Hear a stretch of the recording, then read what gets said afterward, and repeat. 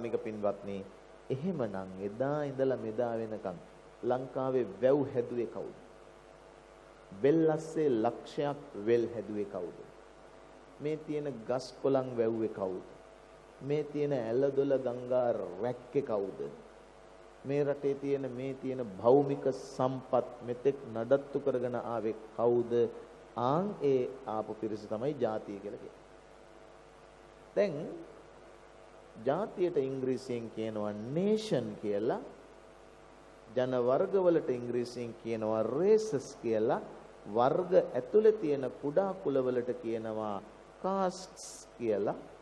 මේ සියල්ලගේම පදිංචිය තහවුරු කිරීම උදෙසා වන අයිතිවාසිකම් ලබන අය පුරවැසියෝ සිටිසන් කියලා කියනවා. ආතසි ක්ලාක් මහත්තයාගේ ජාතිය මොකක්ද? ඇමරිකන් ජාතිකයෙක්, එංගලන්ත යුරෝපීය ජාතිකයෙක්. එතුමාගේ පුරවැසි භාවය මොකද්ද? ලංකාව. පුරවැසියෙක් හැටියට ශ්‍රී ලාංකේයයි.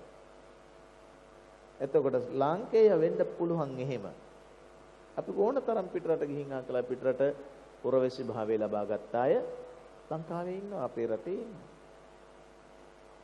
මම කියන්නේ ඒකින්ද මේ ඓතිහාසික උරුමය උපන් බිමේ නියම උරුමකාරයන් කවුද? ඒ තමයි ජාතිය. ඒ අය තමයි සිංහල කියලා කියන්නේ. සිංහල කෙනර ජන වර්ගයක් හැටියට වන සිංහලම නෙමෙයි. ජාතිය සිංහල. nationalism. nation එක. දැන් මේ මාතෘකාව වඩාත් තහවුරු කිරීම සඳහා තව ශාස්ත්‍රීය මාතෘකාවක් උඩට ගන්නට ඕන. කාරුණික පින්වත්නි, අයිතිය සහ අයිතිවාසිකම කියලා කියන්නේ මොකක්ද? අයිතිවාසිකම් කියන්නේ එකක්ද, දෙකක්ද, ගොඩක්ද, වෙනස්ද? ඔබේ අවධානය මේ මාතෘකාවට අදාළව යොමු වී නොතිබුවා නම් හෝ ප්‍රමාණාත්මකව යොමු වී නොතිබුණා නම් හෝ අදින් පස්සේ මේ ගැන හිතන්න. මම ගරු එමෙතුමාට මං ලියාපු පොත් දෙකක් තුනක් තියෙනවා. මම ඒක දීලා යන්නම්. මං ගාව එක කට්ටලෙයි ඇත්තේ. ඒකේ මම මේක සඳහන් කරනවා. අයිතිය කියලා කියන්නේ අයිතිවාසිකම නෙමෙයි. අයිතිවාසිකම කියන්නේ අයිතිය නෙමෙයි. අයිතිවාසිකම් වලට මොනවද ඉංග්‍රීසියෙන් කියන්නේ? rights. මානව අයිතිවාසිකම්, human rights. අයිතිය කියන්නේ මොකක්ද? own, belonging. This belongs to me. This belongs to you. The belonging. Own. Ownship කියලා කියන්නේ මට අයිති. Belong. මට අයිති.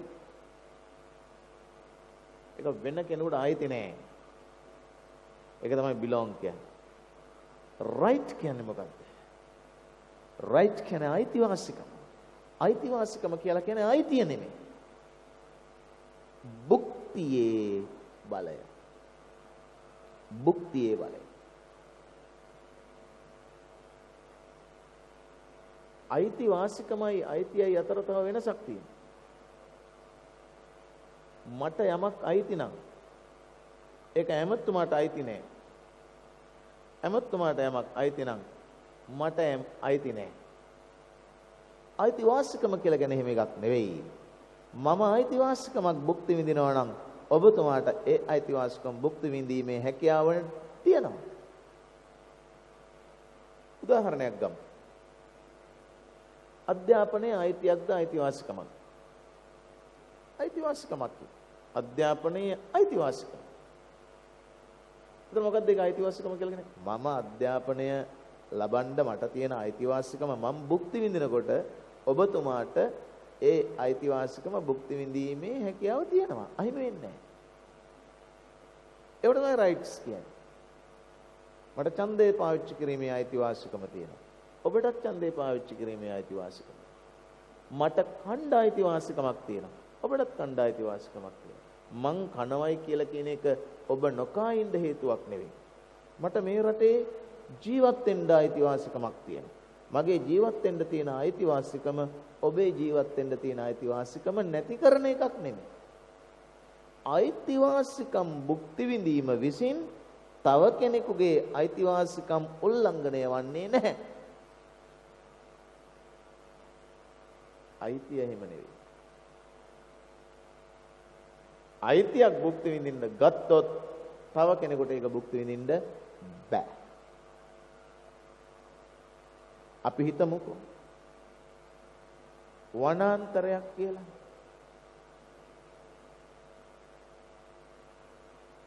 වනාන්තරයක් කියලා. අභය භූමියක් කියලා. කවුරු හරි කෙනෙක් ගස් කපලා ඒක අයිති කරගත්තාම එයා කිව්වොත් එහෙම මේවා අපට අයිති, තොපට අයිති නැත. ඒතර එක්කෙනෙකුට අයිති කියලා කියන්නේ තව කෙනෙකුට අයිතිය ලබා ගන්න බෑ. the rights කියලා කියන්නේ එක જાතියක්, own කියලා කියන්නේ belonging කියලා කියන්නේ තව જાතියක්. අයිතීන් භුක්ති විඳින්න කිසියම් කෙනෙක් සූදානම් නම් අයිතියක් ලබා ගන්න කිසියම් කෙනෙක් සූදානම් නම් එයා අනිත් එක්කෙනාගේ අයිතිය උල්ලංඝනය කරන කෙනෙක්. අපි ඉඩම් ගන්නකො. අපිට දැන් ඉඩම අයිති. ලංකාවේ මිනිස්සුන්ට ඉඩම් අයිති. මම විශ්වාස කරන විදිහට එහෙම වෙන්න බෑ. ඒ කෙසේ වෙතත් දැන් අයිති. ඒතර මගේ ගේ, මගේ ඉඩම අල්ලපුවට එක්කිනාට අපේ ගෙදරට ඇවිදලා පදිංචි වෙන්න බෑ. ඒ තමයි අයිතියේ ස්වභාවය. අයිතිවාසිකමේ ස්වභාවය තමයි ඉගෙන ගන්න තියෙන අයිතිවාසිකම, ඡන්දේ දාන්න තියෙන අයිතිවාසිකම, ආගමක් ඇදහිීමට තියෙන අයිතිවාසිකම. ප්‍රශ්නයක් නෑ. මට නිකන් ඔබට හිතෙන වෙලාවක දැන් හරි කමක් නෑ. කියන්න පුළුවන්ද මේ ශ්‍රී ලංකා ද්වීපයේ අපේ රටේ කිසියම් කෙනෙකුට අහිමි වී හෝ අහිමි කරනු ලැබූ හෝ අයිතිවාසිකමක් තියනවද? කාටද මොනවද අයිතිවාසිකමක් නැත්තේ මේ රටේ? එහෙම එකක්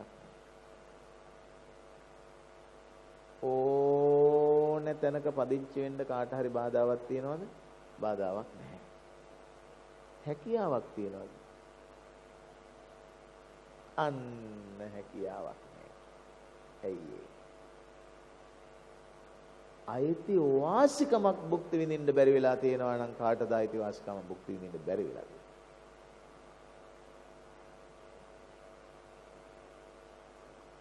අයිතිවාසිකමක් භුක්ති විඳින්න. කලුතර ඕන කෙනෙකුට පදිංචි වෙන්න පුළුවන්. ඕන කෙනෙකුට කලුතර පදිංචි වෙන්න පුළුවන්. කයන්නෙන් මේ ඉන්න තව තැනක් ගන්න බල.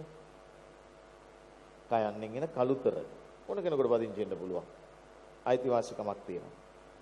හැකියාවක් තියෙනවා. කයන්නෙන් එන තව නගර දෙකක් ගමු. කිලිනොච්චිය ගමු. කයන්නෙන් එන හින්දා මං ගන්නේ. අයිතිවාසිකමක් තියනවද? ඔව්. හැකියාවක් තියනවද? ප්‍රශ්නයක් තියෙනවා. තව කයන්නෙන් එන තැනක් ගමු. කාත්තන් කුඩි කෙනෙක්. කයන්නෙන් එන හින්දා ගන්න. පදිංචිය ලබා ගන්න අයිතිවාසිකමක් තියනවද? හැකියාවක් තියනවද? No. Nothing. අහිමි වෙලා තියෙන අයිතියද නෑ. ඊට මෙහා තියෙන අයිතිවාසිකම. මේක කතා කරන එක ජාතිවාදී නම් කමක් නෑ. මේ කියන එක ජාතිවාදී නම් කමක් නෑ. Let it be. ජාතිවාදී නෙමෙයි නම් ඒත් කමක් නෑ. ජාතිවාදී නම් කමක් නෑ. අයිතිවාසිකම භුක්ති විඳින්නවත් අයිතිවාසිකමක් නැති වෙලා තියෙනවා නම් ඒක වෙලා තියෙන්නේ සිංහල ජන වර්ගයට. අයිතිවාසිකමක් භුක්ති විඳීමේ අයිතිවාසිකම. ටිකක් ශාස්ත්‍රීයව හදාරන. rights to right. එහෙම අයිතිවාසිකම් බුක්තේ. කඩවල් කිරීමට ඕනෑම කෙනෙකුට ඕනෑම ප්‍රදේශයක අයිතිවාසිකමක් තියෙනවා, හැකියාවක් තියෙනවා. ඕනෑම කෙනෙකුට ඕනෑම. හැබැයි සිංහලයන්ට බෑ. ඉඩම් අරන් පදිංචි වෙන්න ඕනෑම කෙනෙකුට ඕනෑම තැනක හැකියාවක් තියෙනවා, ඉන්දුරාගාරෙත් හැකියාවක් තියෙනවා. හැබැයි ඉන්දුරාගාරේ එකෙකුට බෑ. කලුතර ඕනේ නෑ. ඉන්දුරාගාරේ ඉඩම් අරන් පදිංචි වෙන්න ඕන කෙනෙකුට පුළුවන්කම තියෙනවා. හැබැයි ඉන්දුරාගාරේ කිව්වට ගිහිල්ලා හැමතැනම කරන්න බෑ. එතකොට මේ ඉඩම් ගැනීම නෙමේ, පදිංචි වීමේ අයිතිය නෙමේ, පදිංචි වීමේ අයිති වාසිකම්.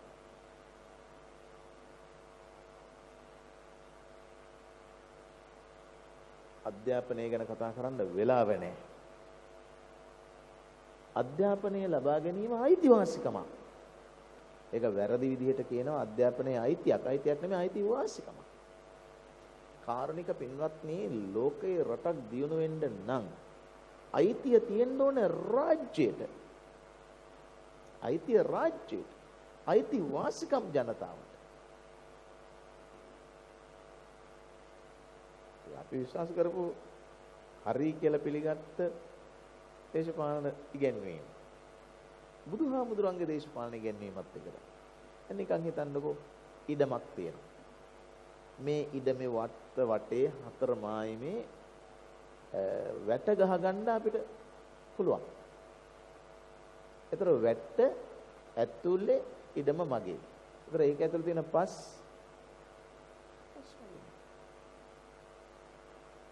ඒක ඇතුලේ කපලා එහා මෙහා කරගන්න පුළුවන්. මෙතන කපලා මෙතන ගොඩ ගහන්න පුළුවන්. විකුණන්න බෑ. විශේෂිත අවසරයක් නැත්නම් විකුණන්න බෑ. ඒතර මගේ වත්ත ඇතුලේ ලිඳක් කපා ගන්න පුළුවන්. නාන්න පුළුවන් ඒකෙන්, බොන්න පුළුවන් ඒකෙන්, වෙන හොදන්න පුළුවන් ඒකෙන්, වෙන පාවිච්චි කිරීම කරන්න පුළුවන් ඒකෙන් විකුණන්න බෑ. මහ පොළොවෙන් හම්බ වෙන කැට කැබිලිත්තක්, වලං කට්ටක් උනත් අයිති නෑ. ඒක අයිති කාටද? රාජ්‍යයට. ආණ්ඩුවට නෙමෙයි, රජයට. රජය සතු භාවයට තමයි රාජ්‍ය කියලා කියන්නේ. ආණ්ඩුව කියන්නේ ගවර්න්මන්ට්. රාජ්‍ය කියන්නේ ස්ටේට්. ස්ටේට් කියන්නේ ගවර්න්මන්ට් නෙමෙයි. ගවර්න්මන්ට් කියන්නේ එස්ටැබ්ලිෂ්මන්ට් එකක් විතරයි. ස්ටේට් කියන්නේ දේපල සහ පරිපාලනය අයත් සියලු දේ. රාජ්‍යය ඇතුලේ ආණ්ඩුවකුත් තියෙනවා. ආණ්ඩුවක් ඇතුලේ රාජ්‍යයක් නැහැ. රාජ්‍යයේ නම් වූ වාහනය පදවන රියදුරා ආණ්ඩුවයි. දේපල අයිති වන්නේ රාජ්‍යයටයි, ආණ්ඩුවට නෙවෙයි. ඒ හින්දා ඒවට රාජ්‍ය දේපල කියලා කියන්නේ. ආණ්ඩු දේපල කියලා જાතියක් නැහැ. ඒකින්ද වතුරත් අයිති රාජ්‍යයට, පසුත් අයිති රාජ්‍යයට. මේ තැන ඉඳලා අඩි 20ක් උඩට අපට මොනවා හරි කරගන්න පුළුවන්. අඩි 20න් උඩට අයිති නෑ. මෙතන උඩ ඉඳලා අඩි 20ක් යටට මොනවා හරි කරගන්න පුළුවන්. ඒකට අයිති නෑ. අඩි 20 දක්වාවත් තියෙන සම්පත් අයිති නෑ. ඒකට තමයි භුක්තියේ අයිතිවාසිකම කියලා කියන්නේ. එතන ජනතාවට තියෙන්නේ භුක්තිමය අයිතිවාසිකම. දේපල අයිති රාජ්‍යයට. දැන් විනාඩි 45ක් ඉවරයි. මේ වෙමින් යන්නේ මොකද්ද? සිද්ධ වෙමින් යන්නේ මොකද්ද? රට ගොඩනගපු જાතියක් තියෙනවා. ඒ රට ගොඩනගපු જાතියට අයිතීන් නෙමෙයි, අයිතිවාසිකම් දහිමි වෙමින් යනවා. අයිතිය කොහොමටත් අහිමි වෙමින් යන්න සහ පැහැර ගනිමින් තියෙනවා. ඒක නෑ කියන්න බෑ. උත්සාහ කරලා බලන්න හැකියාවක් තිබේ නම් කළුතර ප්‍රදේශ වාසීන්ට කොහේ හැර තැනක හැම තැනම ගිහිල්ලා හැකියාවක් තියනවද කියලා Tamanට භුක්ති විඳින්න අයිතිවාසිකම් නැහැ. අයිතිවාසිකමක් අහිමි කරන්න කාටද තියෙන අයිතිය? අයිතිවාසිකමක් නැති කරන්න කාටද තියෙන හැකියාව? ඒක නිසා ධර්ම කාරණාවක් හැටියටම මේක විග්‍රහ කරලා බැලුවොත් ඔබ හැදෑරිය යුතුයි rights and ownership කියලා කියන එක, අයිතිය සහ අයිතිවාසිකම කියලා කියන එක ධර්ම කාරණාවක් වශයෙන්ම හැදෑරිය යුතුයි. ජාතිය සහ ජන වර්ගය සහ පුරවැසි භාවය කියලා කියන එක දෙකක් තුනක්. මම ලියලා තියෙනවා මේ පිළිබඳ ලිපි. ඒ ලියලා තියෙන ලිපි ඇතුළත් පොත් මං ගරු එමෙතුමාට දීලා යන්න පුළුවන්කම තියෙනවා. මෙච්චර දේවල් මේ කාරණා ටික කියන්නේ ඇයි? කාරුණික පින්වත්. පුදුම තරම් සංවේගයකින් සහ පුදුම තරම් වේදනාවකින් අපි ජීවත් වෙන්නේ. ඇයි ඒ? මම හාමුදුරු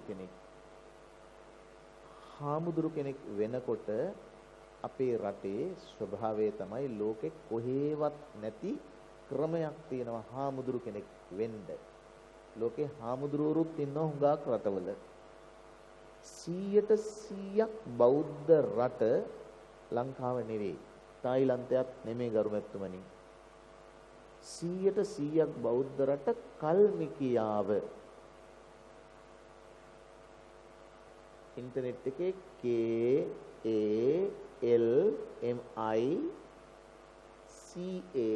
නැත්නම් KI කල්මිකියා ඕ කල්මිකිජා කියලා ගහනද ඉන්ටර්නෙට් එකේ ඔබේ හෑන්ඩ් ෆෝන් එකෙන් ගහපුවාම එයි only Buddhist country in Europe 100% බෞද්ධ. දැන් මං හොයලා බැලුවා ඊයේ පෙරේදා ඒක දැන් 98 වෙලා. ඒතර මට තේරුණා කට්ටිය බැහැලා ඇති කියලා. එතකොට 100% බෞද්ධ රාජ්‍ය අපි හිතන් ඉන්නවා ලංකාව කියලා නෑ. කල්මිකියාව තානාපති සම්බන්ධකම්වත් අපිත් එක්ක නෑ.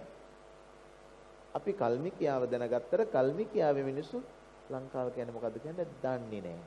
හැමතැනම බුදු පිළිම, හැමතැනම විහාර, පාරවල් අයිනේ බුදු පිළිම තියාගෙන වන්දනා කරන පාර්ලිමේන්තුවේ පක්ෂ විපක්ෂ සියලු දෙනා බෞද්ධ. පුදුම වැඩේ කියන්නේ ගරුතුමනි. කොඩියේ මැද්දේ තියෙන්නේ නෙළුම් මල. පොට්ටුව නෙමෙයි.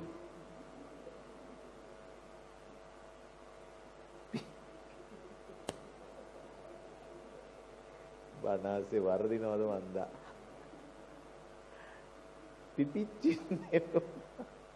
පිපිච්චි නෙළුම් මල. ඒක තමයි කල්මිකියාවේ ස්වභාවය. මේ රටේ වත් නැති සංස්කෘතියක් ලංකාවේ තියෙනවා. මේ වර්ග කිලෝමීටර් 75630 ගානේ. ඒක තිබුණේ වර්ග කිලෝමීටර් 75032යි. එමෙතුමාලා ගොඩ කරපු නිසා දැන් ඒ ගාන මන් දන්නේ. එතකොට ඒ 30 ගානේ අඩු නෑ වැඩි. මේ 30 ගානේ රටේ බුද්ධ ආගමට එන අපි වික්ෂුන් වහන්සේලා වෙන අපි ලෝකෙ කොහෙවත් නොඑන විදිහට ඉන්නේ. දැන් ගන්නකෝ උප්පැන්න සහතිකයේ ඔබට නම් දෙකක් තියෙනවා. මටත් නම් දෙකක් තියෙනවා. දෙකකට වැඩි තියෙනවා සමහර විට සමහර කෙනෙකුට. නිශ්චිත වශයෙන්ම දෙකක් තියෙනවා. එකක් අම්මා දාපු නම. අනෙක තාත්තගෙන් ආපු නම. අම්මා දාපු නම තාත්තගෙන් ආපු නම. තාත්තගෙන් එන්නේ පෙළපත් නාමය. අම්මා දාපු නාමය. එහෙම නම් දෙකක් එනවා. මේ නම් මටත් තියෙනවා. ඔබටත් තියෙනවා. හැබැයි ඔබට තියෙන නාමය ඔබ කිසිසේත්ම තාම වෙනස් කරලා නැහැ. මගේ නාමය මම වෙනස් කරලා තියෙනවා. ඒතර මගේ නම උපැන්න සහතිකයේ තියෙන වෙන නමක්. ඩෙන්ටිටි කාඩ් එකේ තියෙන වෙන නමක්.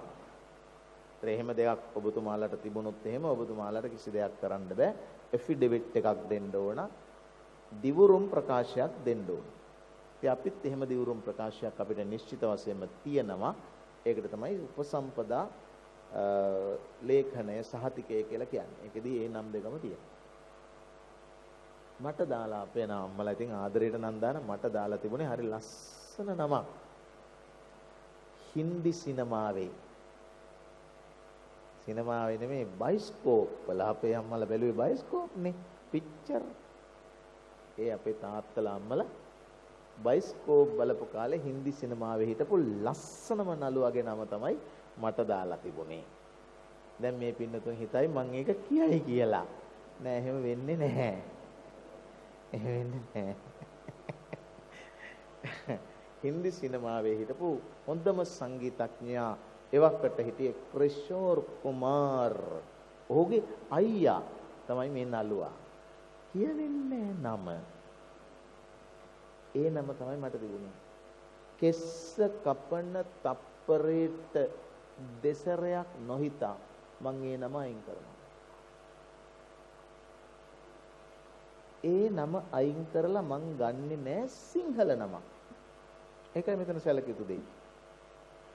මම විතරක් නෙමෙයි අපේ මේ අලුතර රැකගන්න පෙරමුණ අරන් ඉන්න සුමන වංශ හාමුදුරුවෝ, නෙළුවේ නායක හාමුදුරුවෝ,